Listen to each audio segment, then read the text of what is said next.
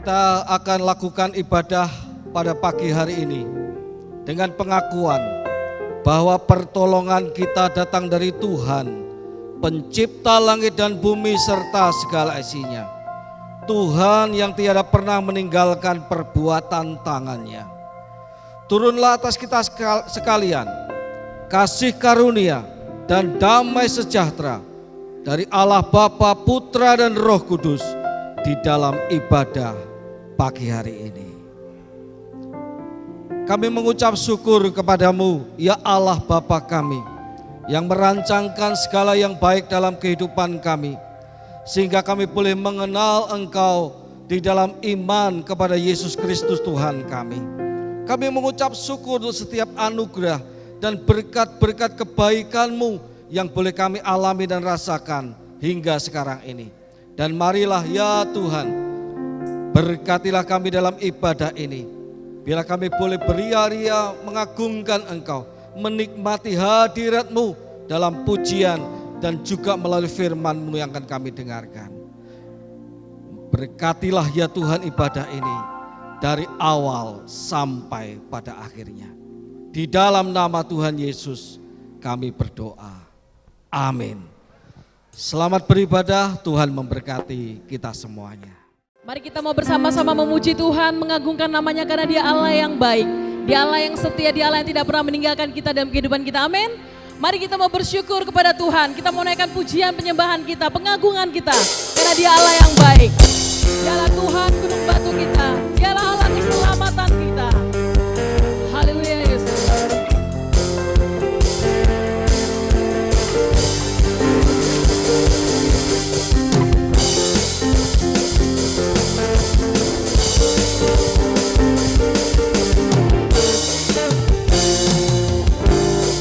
Sama-sama kita katakan, Tuhanlah kekuatan dan mazmurku,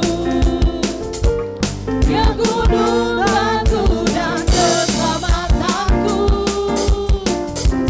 Hanya padamu hatiku percaya,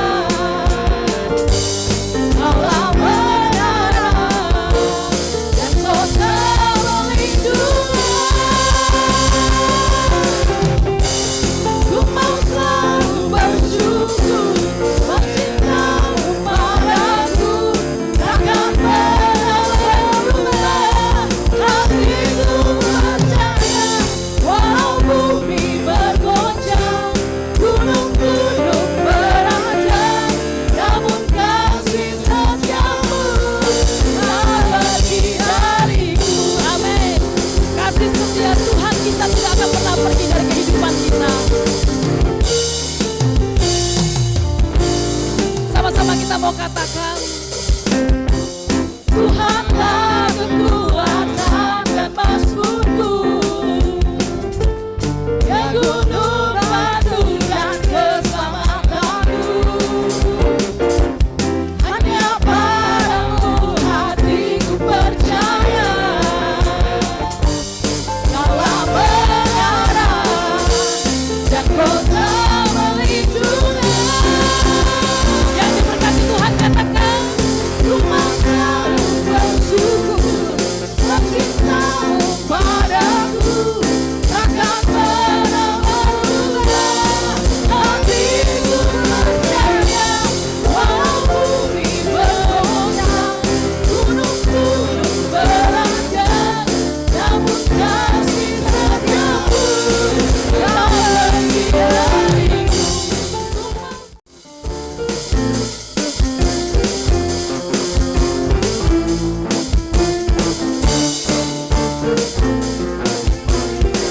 Tuhan Engkau hadir melawat setiap hati kami. Tuhan Engkau hadir, kuasanya mengalir, melawat setiap hati kami. Amin. Roh-Mu membebaskan, Roh-Mu membangkitkan, kebesaran-Mu dinyatakan, diselamatkan. Untuk menyembah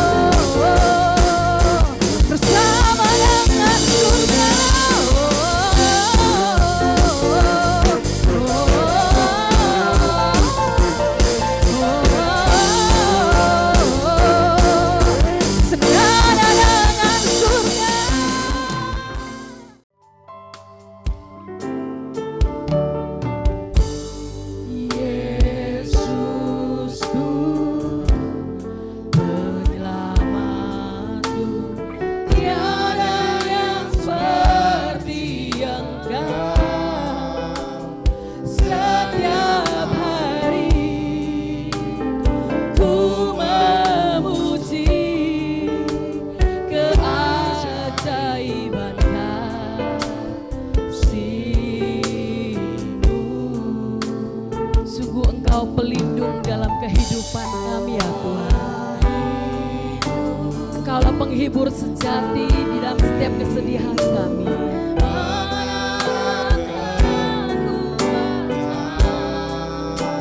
Biarlah semua yang bernapas tak berhenti menyembahmu.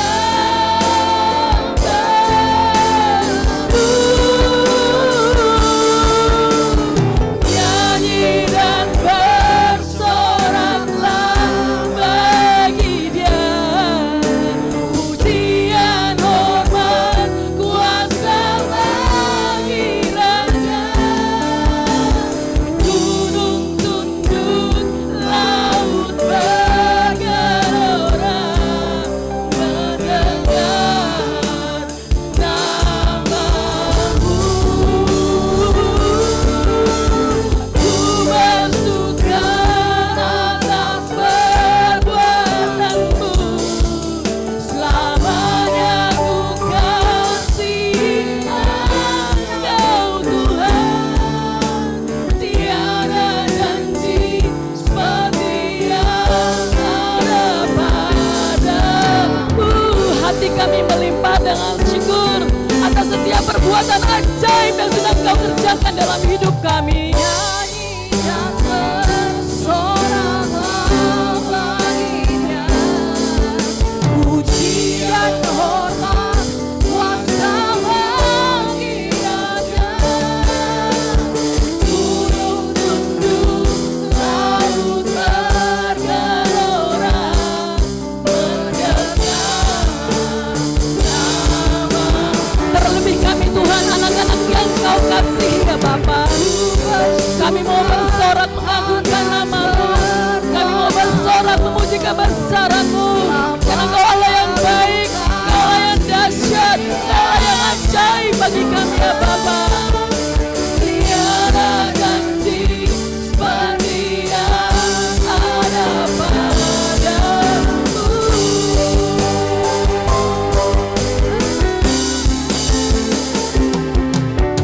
Nyanyi dan bersoraklah bagi Dia, pujian, hormat, kuasa bagi Raja. Gunung tunduk, laut bergelora mendengar namamu. Ku bersyukur atas perbuatanmu, selamanya ku. Saya undang jemaat Tuhan bangkit berdiri. Tiada janji seperti yang ada padamu.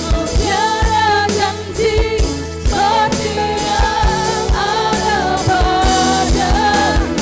Tiada janji seperti yang ada padamu.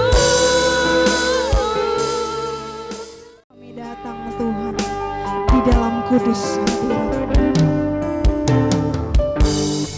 Ku menyembah dalam kudus hadirat-Mu.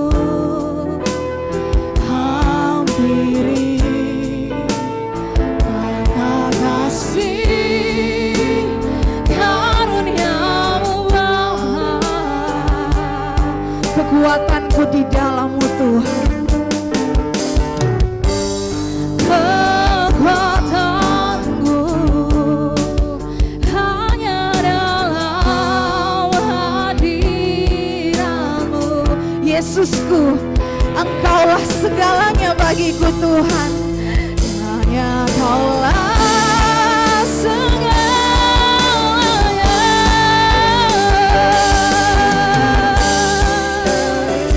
Ku yakin Kau hadir di sini. Ku rasakan kuasa yang tak terbatas. Ku yakin Kau nyata di sini.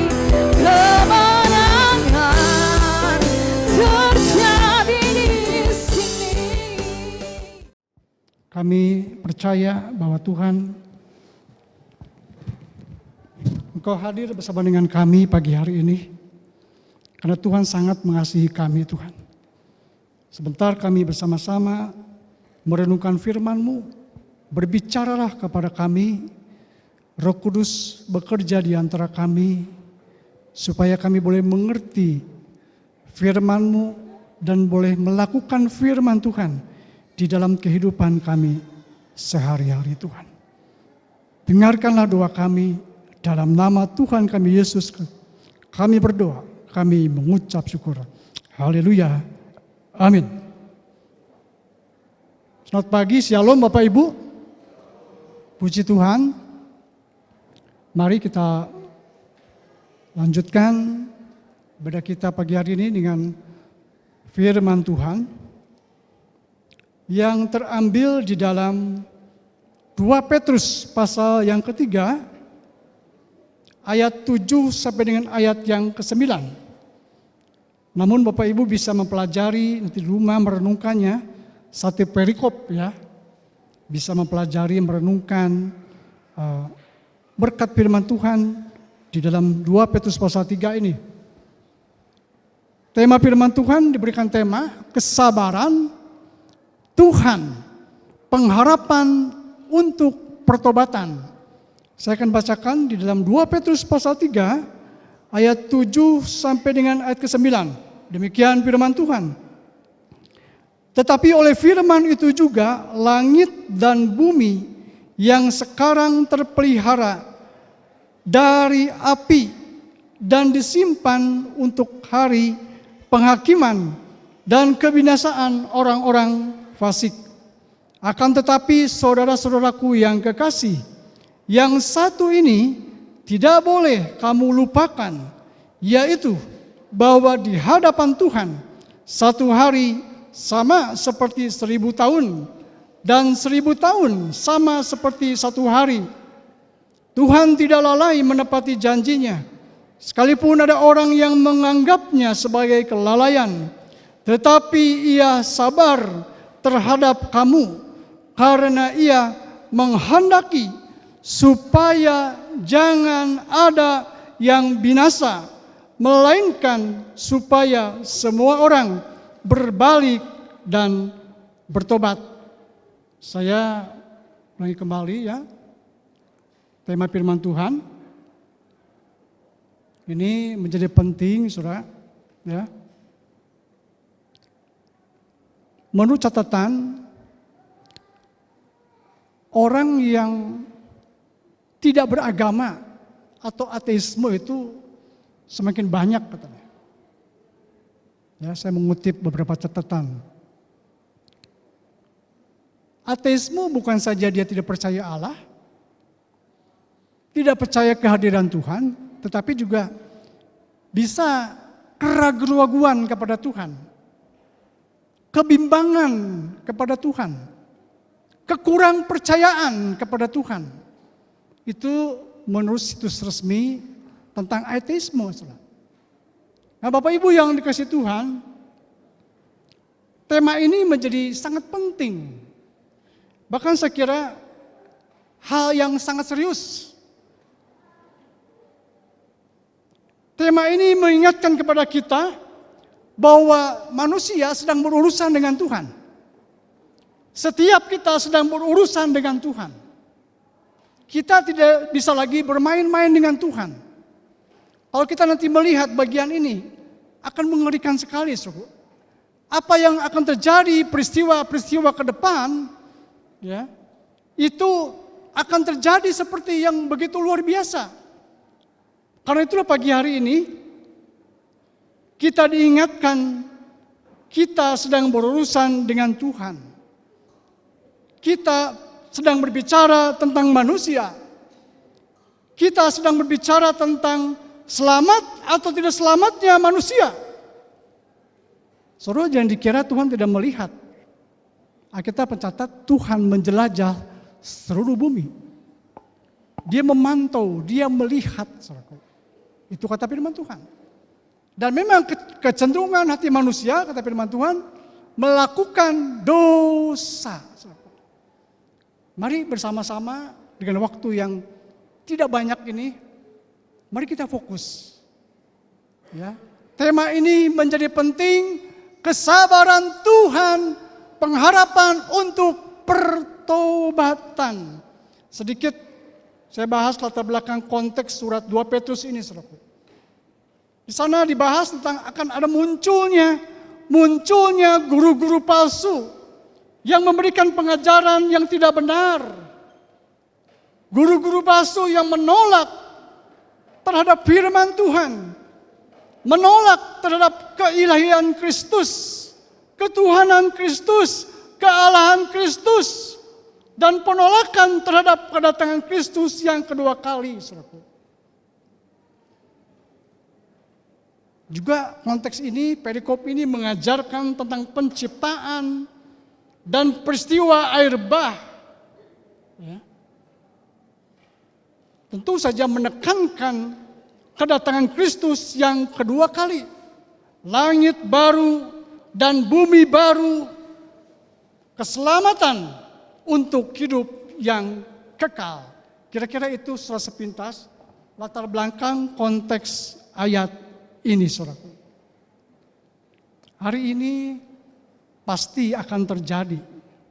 Hari-hari yang mengerikan pasti akan tiba. Karena itu kita sebagai gereja Tuhan, orang percaya, tidak lagi bisa hidup kita biasa-biasa saja. Diingatkan oleh konteks ayat ini, peristiwa air bah yang terjadi zaman Nabi Nuh. Tidak apa-apa, semuanya aman, tenang, katanya kan. Gak mungkin lah. Mana bisa Nuh bikin bahtera, kemudian mana hujan, gak ada hujan. Jauh dari air atau laut, saudaraku.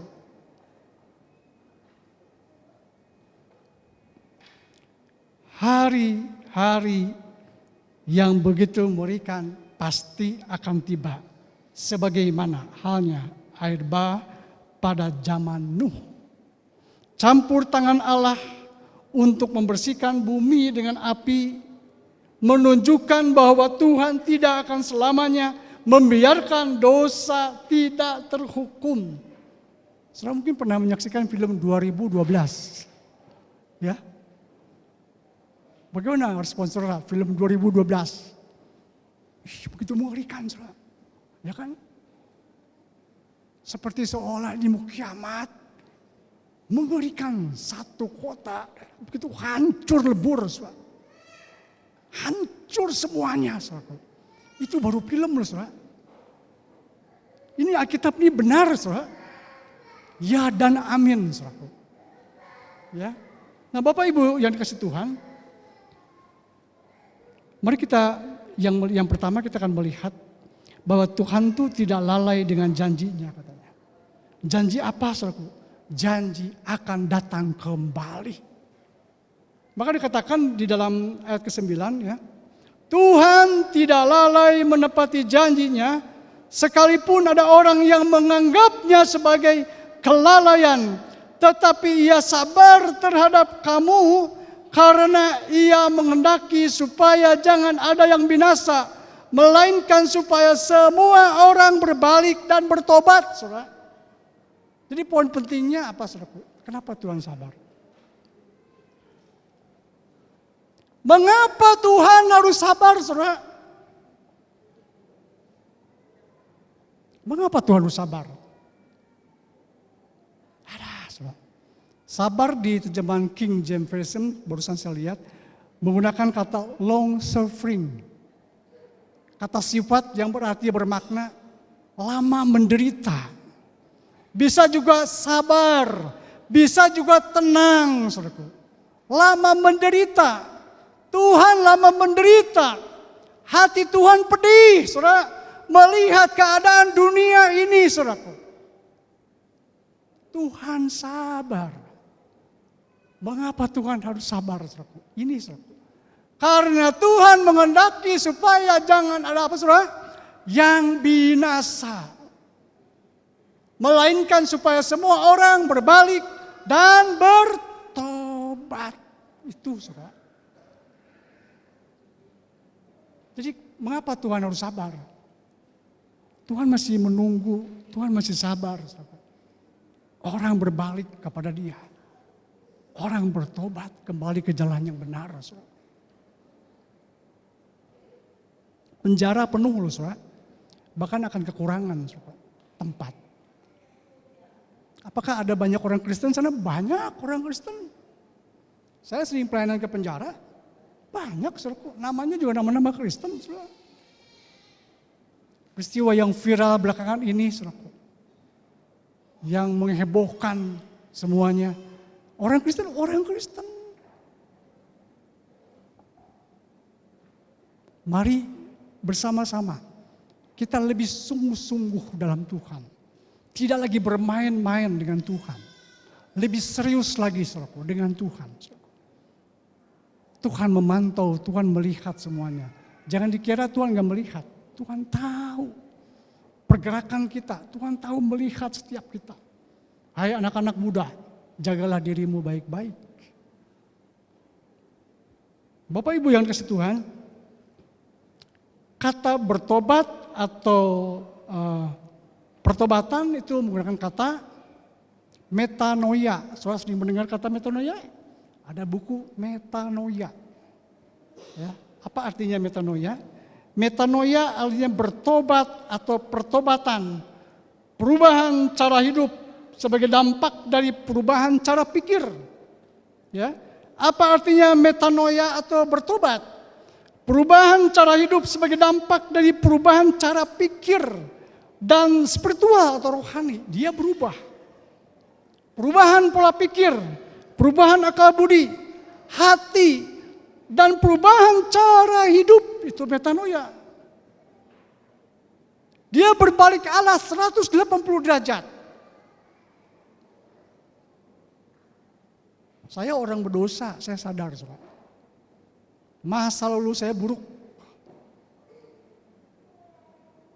Bahkan kata firman Tuhan, kita dilahirkan dalam benih dosa. Tidak akan mungkin bisa selamat, saudaraku. Tapi saya mengalami metanoia, berbalik arah, saudaraku. 180 derajat, saudaraku. Tidak lagi hidup seperti hidup zaman-zaman dulu. Metanoia. Berubah total 180 derajat. Yesus berkata, dalam pelayanannya firman Tuhan berkata, Matius 4:17, sejak waktu itulah Yesus memberitakan bertobatlah, metanoia, bertobatlah, sebab kerajaan sorga sudah dekat. Yesus sudah mengingatkan, Yesus sudah berbicara, bertobatlah, metanoia, berubahlah. Ya. Maka Paulus punya pengalaman yang luar biasa dengan Tuhan.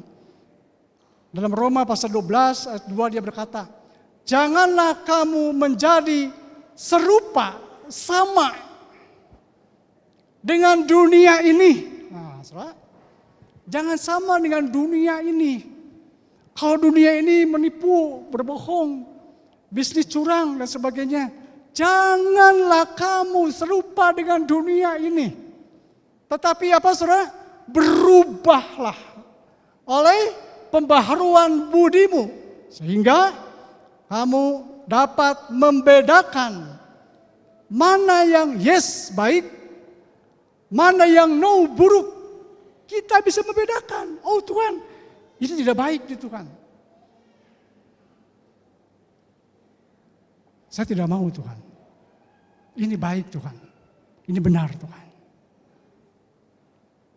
Contohnya Rasul Paulus. Dia punya pengalaman yang luar biasa bersama Tuhan. Betul saudara? Siapakah Paulus?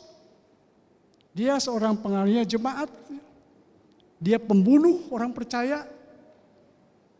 Tak sungkan, tak segan-segan dia seret orang-orang Kristen.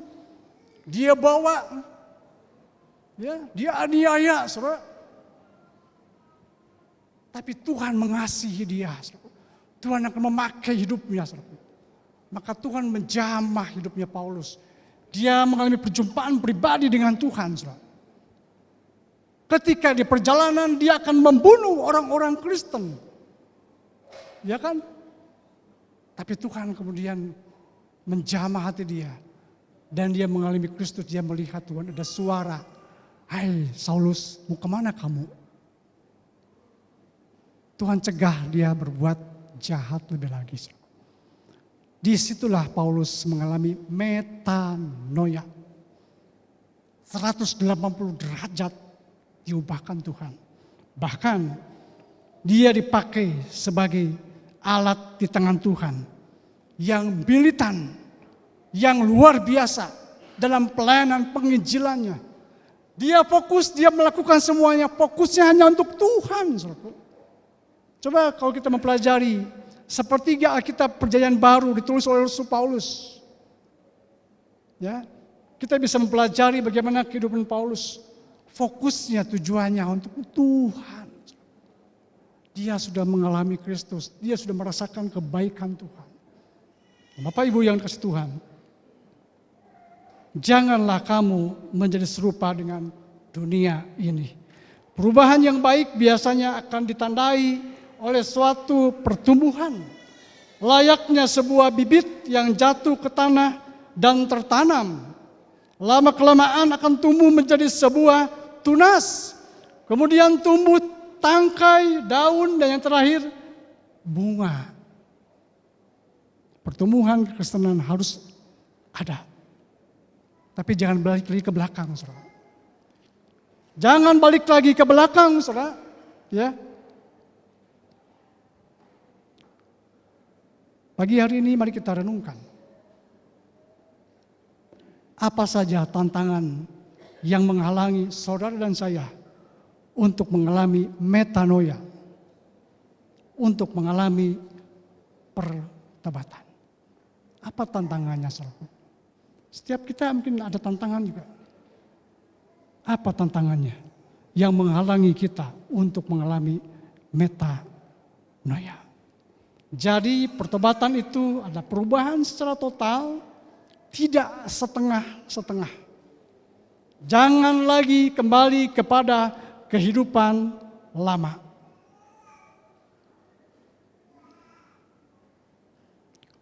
Masuk penjara, keluar lagi.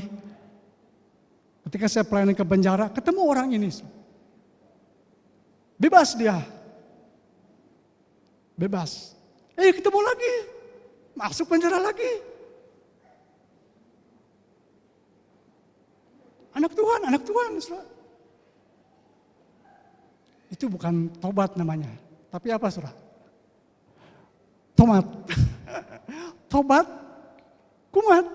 Tobat, kumat, saudaraku. Jangan kembali lagi kepada kehidupan lama. 2 Petrus pasal 2, saya akan bacakan ya. 2 Petrus pasal 2 ayat 20. Ini orang yang kembali lagi kehidupan yang lama, digambarkan seperti ini, saudara. 2 Petrus pasal 2 ayat 20.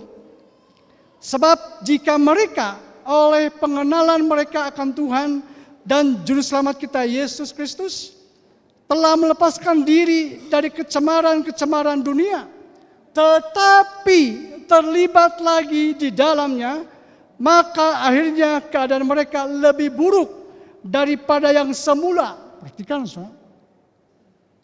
Karena itu bagi mereka adalah lebih baik jika mereka tidak pernah mengenal jalan kebenaran daripada mengenalnya.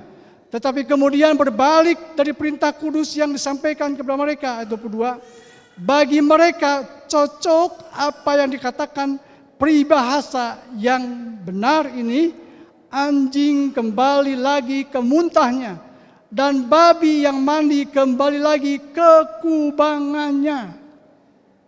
Sudah dibaptis, percaya Tuhan, sudah melayani, kembali lagi kepada kehidupan yang lama.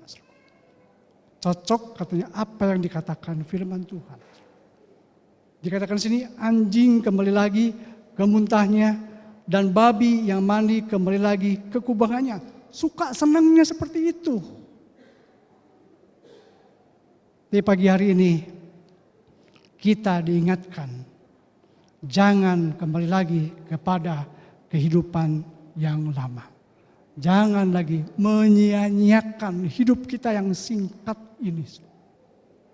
Jangan lagi menyia-nyiakan anugerah Tuhan yang besar, yang telah mengorbankan dirinya bagi saudara dan saya. Setiap pukulan yang terima Yesus, itu ada menanggung dosa kita. Dosa pemberontakan kita, saudara. Setiap paku yang ditancapkan ke tangan Yesus, menanggung penderitaan kita, kebencian kita kepada sesama, pakukan sama Yesus. Kesombongan kita dipakukan di kaki Yesus, ditancap lagi di kakinya. Aduh, luar biasa. Luar biasa. Luar biasa. Kita semua ada karena anugerah Tuhan. Amin, saudara. Semua anugerah Tuhan. Sebagaimana bangsa Israel diberkati Tuhan, dia menang melawan musuh-musuhnya. Tidak ada sedikit pun kebaikan bangsa Israel, katanya. Maka dikatakan bangsa Israel terkenal sebagai bangsa yang tegar tengkuk, yang keras kepala, susah diatur. Itu bangsa Israel. Tidak ada kebaikan di bangsa Israel, tidak ada usaha sedikit pun untuk memperoleh kemenangan dan berkat. Semuanya diberikan sama Tuhan, anugerah Tuhan, saudara. Makanya bangsa Israel seringkali dipakai sebagai contoh untuk kita yang hidup di zaman hari ini. Yang kedua, bagaimana manusia diselamatkan? Jangan menunda, segera ambil keputusan untuk bertobat. Hari esok kita tidak pernah tahu apa yang terjadi dengan kehidupan saudara dan saya. Tapi hari ini, detik ini, mari ambil keputusan untuk bertobat sungguh-sungguh, kembali kepada Tuhan. Semua orang, bukannya untuk kita, semua orang. Makanya ketika pelayanan, kunjung, kita selalu mengingatkan, ayo ibadah ke gereja, ayo baca firman Tuhan, ayo berdoa, ayo sungguh-sungguh, ayo percaya Tuhan.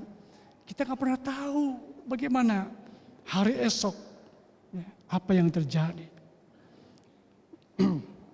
Mengapa harus memutuskan, mengapa tidak boleh menunda? Dikatakan firman Tuhan, karena kedatangan Tuhan seperti pencuri.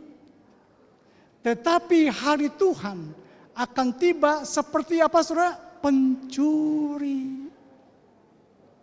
Nggak ada pencuri ngomong dulu kan? Nggak ada pencuri permisi ya. Saya mau datang, mau masuk, saya mau merampok. Tidak ada, saudara. Ya kan? Tapi Tuhan bukan berarti Tuhan pencuri, bukannya seperti. Datangnya tanpa diduga, diketahui. Kapan itu tidak tahu, saudara.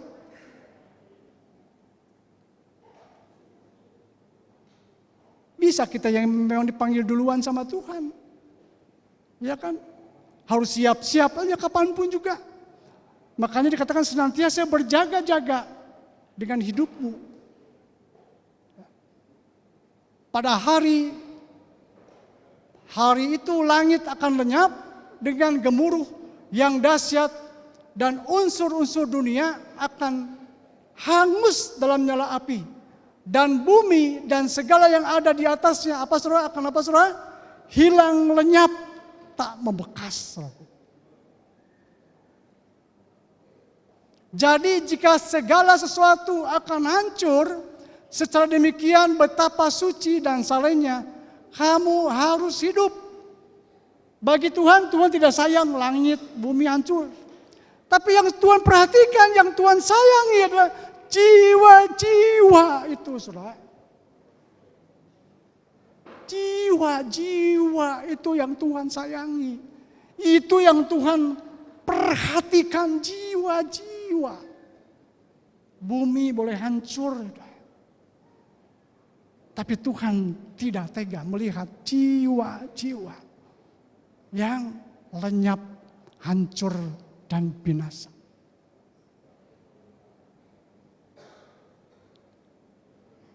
Tetapi hari Tuhan akan tiba seperti pencuri.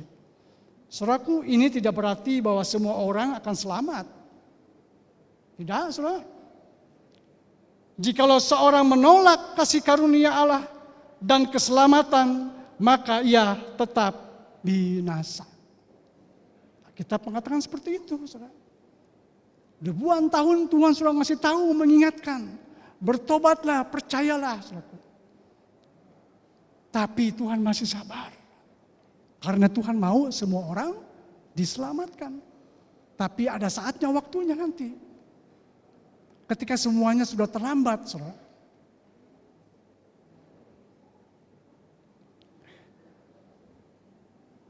Karena itulah jangan sia-siakan hidup yang singkat ini.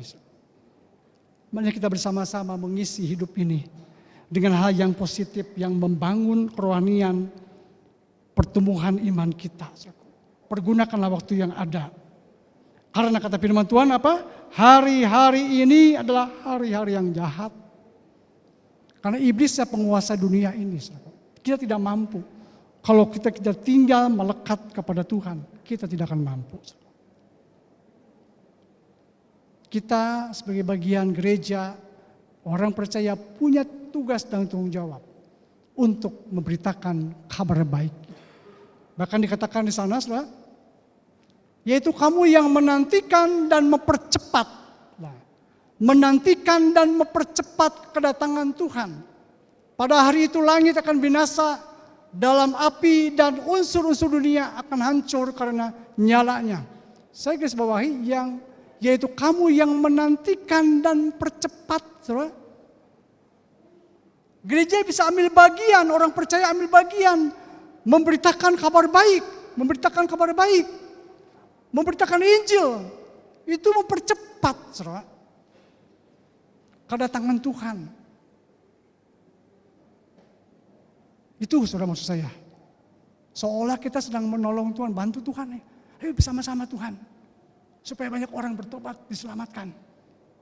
Setelah semuanya, makanya firman Tuhan berkata, Matius 24:14, ini Injil harus diberitakan. Dan Injil kerajaan ini akan diberitakan ke seluruh dunia menjadi apa, saudara? Kesaksian bagi semua bangsa. Sesudah itu apa, saudara? Barulah tiba kesudahannya. Sekarang medsos kan begitu luar biasa, teknologi dipakai Tuhan. Daerah yang mungkin sulit dijangkau, kita untuk masuk mungkin jauh dan seterusnya. Tapi sekarang jaringan internet bisa masuk kemana-mana. Dan saya kira banyak orang sudah tahu, banyak orang sudah mendengar tentang Yesus. Saudaraku. Banyak yang bertobat juga lewat YouTube ketika mendengar. Tuhan pakai sarana teknologi menjangkau jiwa-jiwa. Berapa banyak juga yang masih mengeraskan hati, saudaraku. Banyak. Yang bertobat juga pasti ada. Injil harus diberitakan, saudaraku. Injil bicara tentang kematian dan kebangkitan Tuhan Yesus. Harus disampaikan. Bagi saudara yang sungguh-sungguh dengan saya berdoa, mendambakan kedatangannya. Apa kita rindu, saudara? Kita rindu. Menyiapkan diri, rindu gak Yesus datang? Adakah kerinduan? Atau kita masih terikat, aduh Tuhan jangan, saya masih nyaman di dunia ini, saya masih betah di dunia ini. Saudara, mari tingkatkan kerinduan kita, doa-doa kita. Tuhan rindu Tuhan, Yesus pasti datang, tidak bisa ditangguhkan lagi, saudaraku. Pasti datang, tinggal tunggu waktu yang tepat. Makanya Wahyu pasal 22 ayat 20, datanglah Tuhan segera, ya Tuhan Yesus, datang. Apa kita rindu, saudara? Berjumpa dengan Yesus? Banyak saudara kita, kenalan kita yang sudah mendahului kita. Dia sedang istirahat. Ayo tingkatkan lagi. Kita lebih sungguh-sungguh dalam Tuhan. Sebab jika kamu mengaku dengan mulutmu dan percaya bahwa Yesus adalah Tuhan, percaya dalam hatimu bahwa Allah telah membangkitkan dia dari antara orang mati, maka kamu akan diselamatkan. Itu saudara. Mengaku dengan mulut, percaya dalam hati, Yesus sudah mati dan bangkit, diselamatkan. Saudara.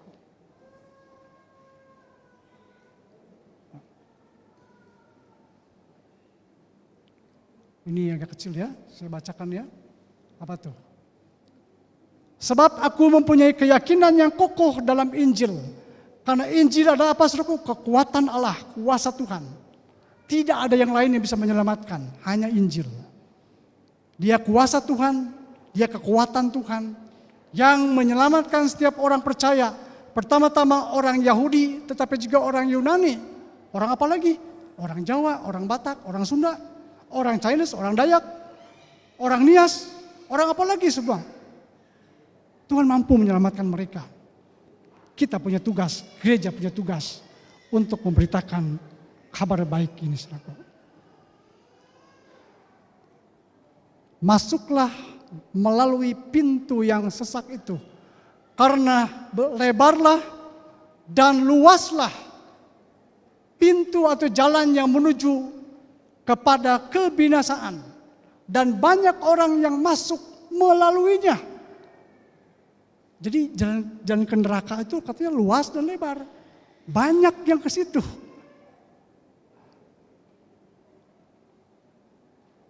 Tapi pintu menuju surga itu sesak, sempit, berdesak-desakan, saudaraku. Sedikit yang ke sana katanya. Itu kata firman Tuhan.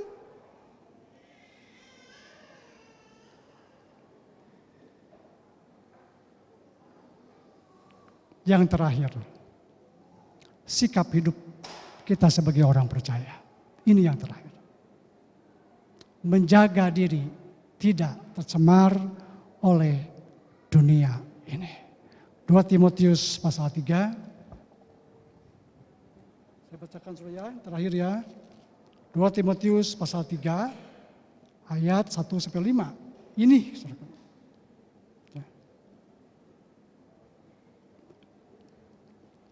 Ketahuilah bahwa pada hari-hari terakhir akan datang masa yang sukar, sudah terjadi.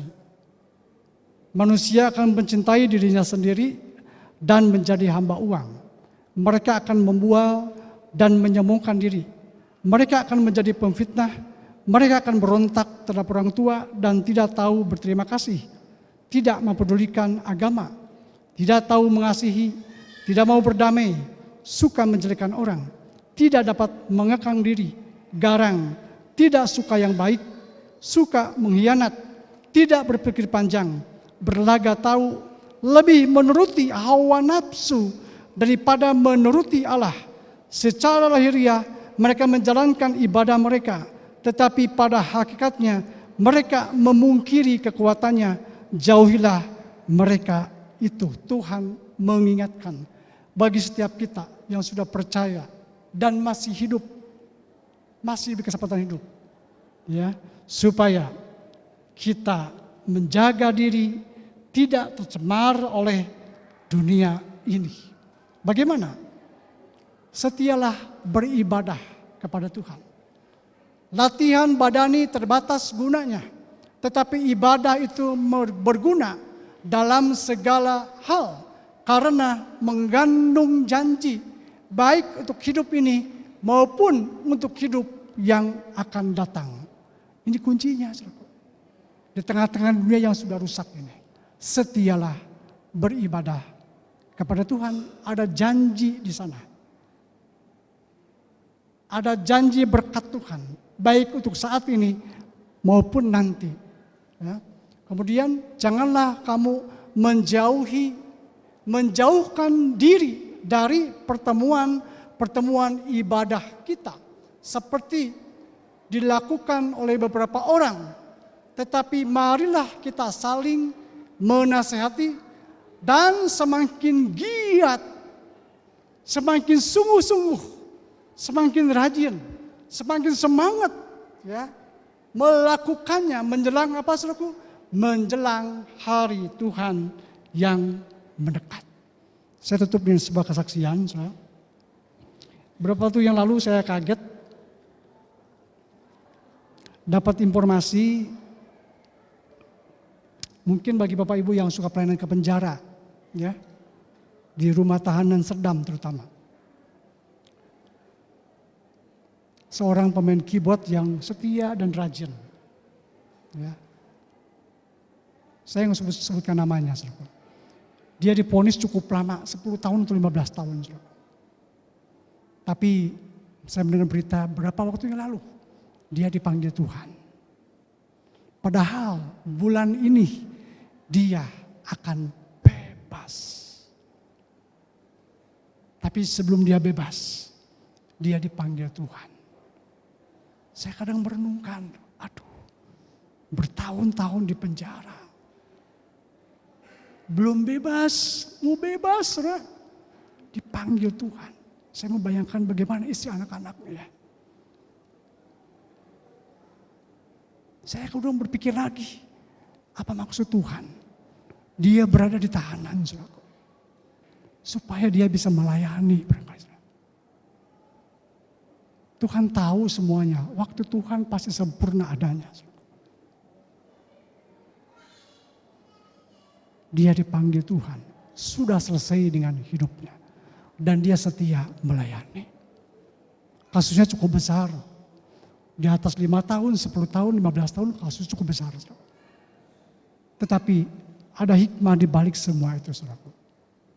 Tuhan mengasihi orang ini. Dan Tuhan pakai orang ini di dalam penjara untuk melayani, untuk bersaksi. Sampai garis finish dia kembali kepada Tuhan. Amin. Mari kita berdoa. Terima kasih Tuhan Yesus atas renungan firman Tuhan pada pagi hari ini. Kami sudah mendengar, merenungkannya bersama-sama. Sempurnakanlah semua apa yang kami sudah dengar Tuhan. Kiranya kuat kuasa Roh Kudus bekerja di antara kami. Mengubahkan hati kami. Memulihkan hati kami Tuhan. Mengubahkan cara berpikir kami. Mengubahkan akal budi kami. Mengubahkan cara hidup kami Tuhan. Sehingga setiap hari, setiap saat, setiap waktu kami terus mengalami Kristus dalam hidup kami. Dan kami segambar dan serupa dengan Kristus di dalam seluruh kehidupan kami Tuhan. Terima kasih Bapa. Terima kasih untuk segala sesuatunya. Dengarkanlah doa kami ya Tuhan. Tolonglah kami, mampukan kami. Dengan pertolongan Roh Kudus. Kami tidak hanya menjadi pendengar firman Tuhan. Tapi boleh menjadi pelaku-pelaku daripada firman Tuhan. Dan hidup kami menjadi berkat, memuliakan nama Tuhan. Dengarkanlah doa kami dalam nama Yesus kami berdoa. Amin.